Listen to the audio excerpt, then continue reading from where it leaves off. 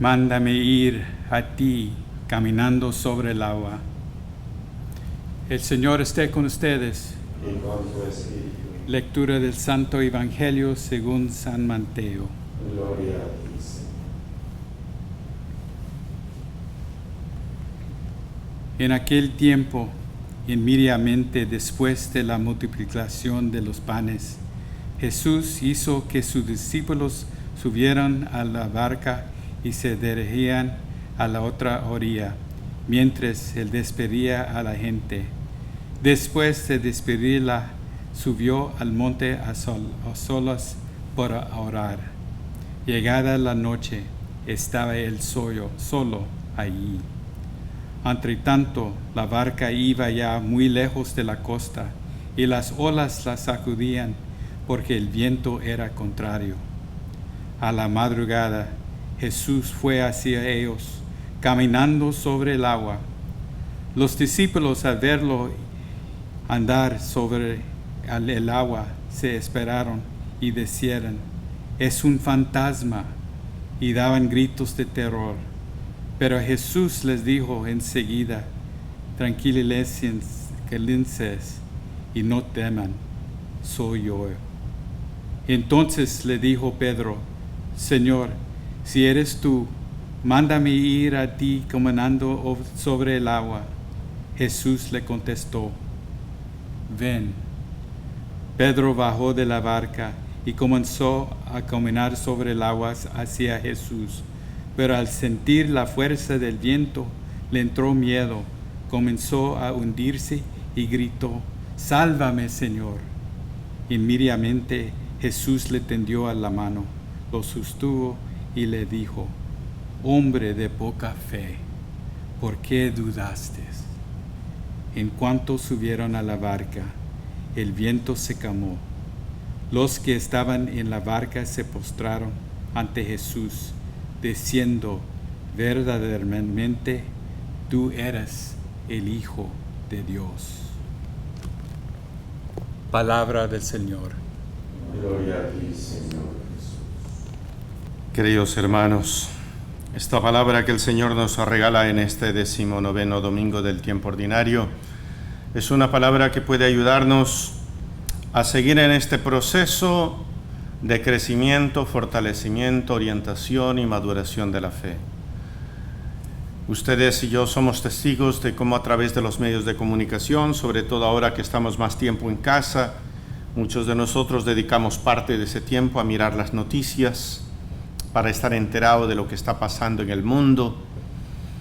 Y es increíble ver y enterarnos a través de la tecnología, a través de los medios de comunicación, cómo lo que está pasando puede generar dentro de nosotros temor, miedo, pérdida de la fe, pérdida de la esperanza.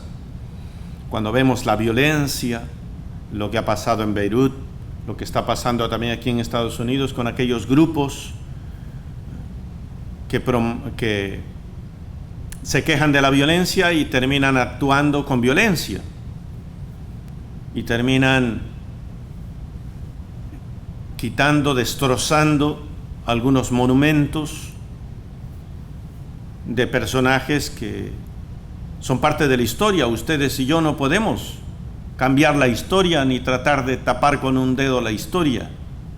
La historia de los seres humanos está escrita allí, está allí, plasmada allí, para que de ella aprendamos de las cosas buenas lo que hay que hacer y de las cosas malas lo que no hay que hacer. Y es importante eso, despertar conciencia crítica y no ser esclavos del fundamentalismo. Fundamentalismo es aquello en lo cual uno empieza a realizar ciertas acciones sin razonar si eso realmente es lo mejor. Y eso puede llevarnos a nosotros a contagiarnos del miedo, del temor, de la desilusión, del pesimismo. Y sin embargo, la palabra de Dios siempre tiene una respuesta para nosotros. Pienso que la primera lectura ayuda mucho cuando Yahvé Dios le habla al profeta Elías y le dice que salga y que vaya al monte. Pero está en la decisión del profeta Elías en qué momento hay que salir. Dice que vienen vientos huracanados, fuego, truenos y etcétera, y Elías está a salvo en la cueva. Y Dios no estaba ni en el fuego, ni en el viento huracanado, ni en los truenos. Elías está esperando que venga una brisa suave. Y cuando viene una brisa suave y una calma, Elías sale. Qué bonito testimonio y bonito ejemplo para aprender la virtud de la prudencia, para uno analizar y evaluar en qué lugar uno está más seguro, en qué lugar está a salvo. Y eso tenemos un mensaje por allí, sobre todo en esta situación. Nos lo han dicho los médicos, nos lo han dicho los especialistas, queridos hermanos, seamos prudentes. ¿Para qué estar saliendo a exponerse si no es necesario? Salir entonces a realizar aquello que es necesario. ¿Y qué más necesario que estar preparados? Porque todos estamos en riesgo. Por lo tanto, si hay algo necesario realmente, es prepararse espiritualmente. Porque ¿qué pasa si te contagias, si se te agrava la situación y mueres? Pues hay que estar preparados. El Señor Jesús decía siempre, estén preparados, porque nadie sabe ni el día ni la hora. Y mueren niños, mueren jóvenes, mueren ancianos, solteros, casados, gordos, flacos, altos, bajos. Es triste poder ver cómo en los medios de comunicación también muestran un grupo de jóvenes salía a repartir mascarillas gratuitamente a la gente. Y gente atarantada, gente que decía, no, ese es un cuento, no, yo hablo con el médico, yo hago esto de aquí. A estos habría que recogerlos a toditos y llevarlos a los hospitales, a la terapia intensiva para ver si es cuento.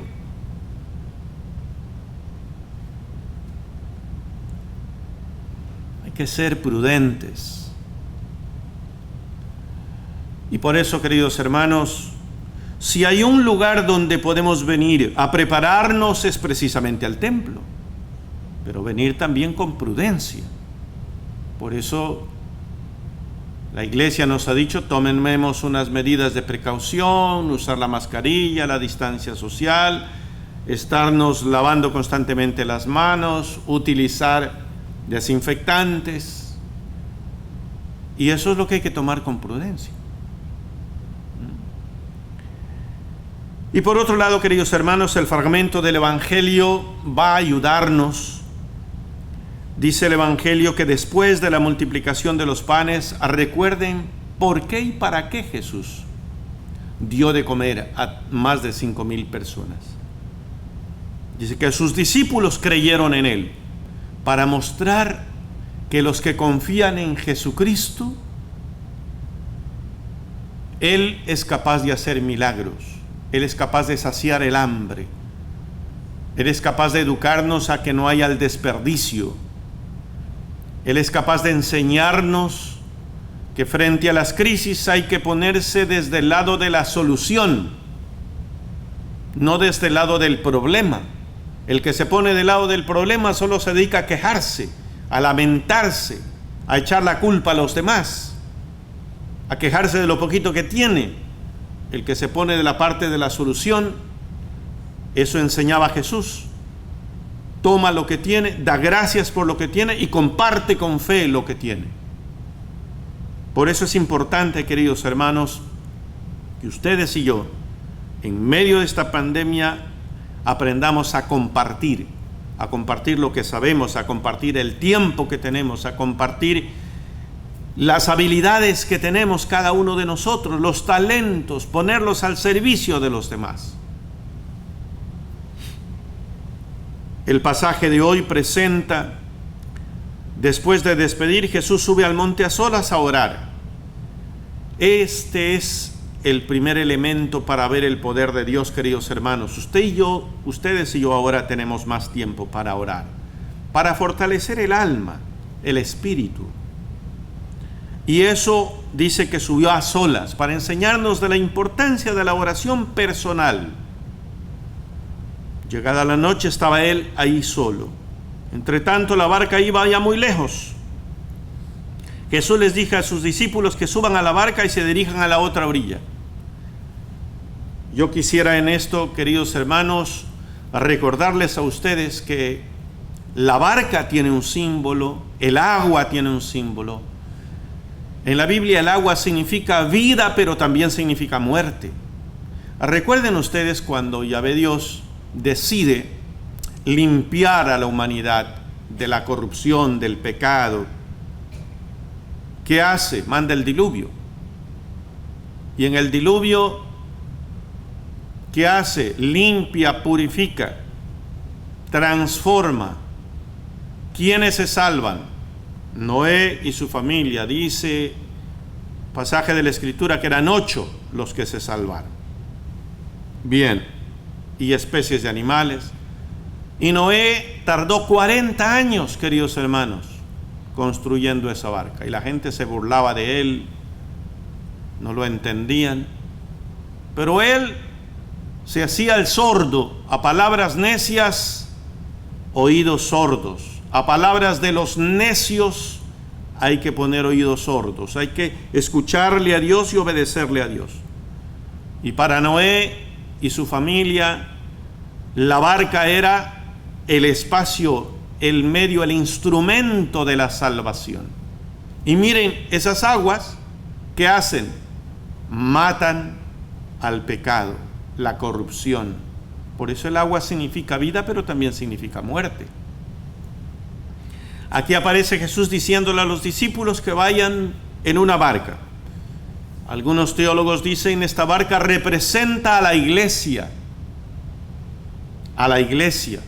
¿Y quién iba conduciendo esta barca? ¿Y quién iba dentro de esta barca? Pedro. Bueno, eran pescadores, ellos sabían de barcas. Y Jesús no está en la barca. Les ordena a los discípulos que vayan en la barca. Y ellos han estado toda la noche remando. Y la verdad es que los que hemos tenido la oportunidad de conocer el lago de Galilea, que también se le dice mar de Galilea, es un lago realmente,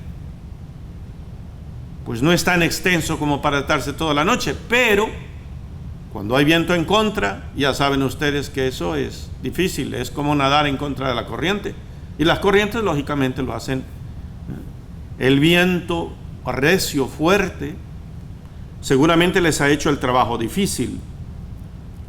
Jesús, ya a la madrugada, aquí dice el viento era contrario, a la madrugada Jesús fue hacia ellos, caminando sobre el agua. ¿Qué significa? Jesús vence, Jesús tiene poder sobre la muerte, sobre las situaciones difíciles, sobre las tempestades. Los discípulos, al verlo caminar sobre el agua, se espantaron y decían, es un fantasma, y daban gritos de terror. Ustedes imagínense a 12 hombres fuertes, pescadores, musculosos, gritando de terror. Esto está como para un meme, ¿verdad? Creen ver un fantasma, los discípulos creen en fantasmas. Y Jesús les dice a ellos, miren, ¿con qué se calman los miedos, las fantasmas? Con la palabra. Con la palabra. La palabra de Jesús les dice, tranquilícense y no teman. Tranquilícense. ¿Por qué? Porque cuando estás espantado, etcétera, el que tiene que tranquilizarte eres tú. Respira. Y take it easy, como dicen aquí. Jesús dice, soy yo. Miren ustedes, Pedro siempre aparece allí, ¿no? Si eres tú, mándame ir caminando sobre el agua. Jesús le contesta, ven. Pedro bajó de la barca y comenzó a caminar sobre el agua. Pero al sentir la fuerza del viento le entró miedo y comenzó a hundirse y gritó, sálvame, Señor. Inmediatamente Jesús le tiende la mano, lo sostuve y le dice: hombre de poca fe, ¿por qué dudaste? Bueno, cada una de estas cosas podría dejarnos una lección.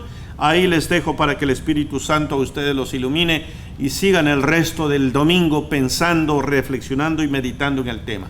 Yo quiero enfatizar un par de cosas. Una, lección que aprendes de lo que le pasó a Pedro, que ojalá aprendas, querido hermano, querida hermana, lo aprendas tú, lo aprenda yo. ¿Qué representa esa barca? La iglesia. ¿Qué representa esa barca en esta pandemia? Tu casa. No salgas de tu casa, no te bajes de la iglesia, no te hagas lo que hizo Pedro por la novelería. De ver a Jesús caminando, hay gente que por la novelería. Ve otros que salen y ya les entra las ganas de salir. ¿Para qué sales si no es necesario? Les entra la vanidad, les entra la curiosidad, les entra, bueno, pues todo lo que les entre, ¿no? Cuando vas en nombre de Jesús, bueno, eres capaz de caminar aunque sea un tramo de agua, pero eso no te exime de que te vaya a pasar lo que le pasó a Pedro. Dice que el viento seguía azotando, era recio. ¿Y qué le pasó a Pedro? Pues le entró el miedo.